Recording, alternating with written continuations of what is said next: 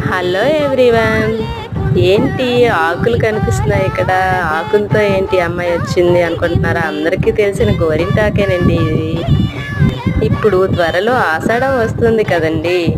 ఆషాఢం అంటేనే గోరింటాకు. గోరింటాకు అంటే చాలా మందికి ఇష్టం ఉంటుంది కదా.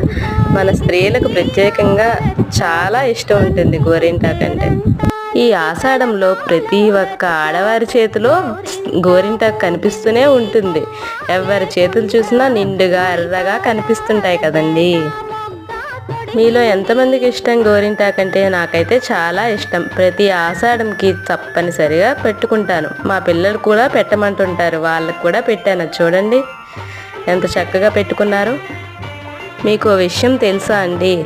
గోరింటాకు పండిన చేతులతో దేవునికి పూజ చేస్తే చాలా మంచిదంటండి. నిత్యం గోరింటాకు పండిన చేతితో పూజ చేసుకుంటే చాలా మంచిదంట. Bye bye.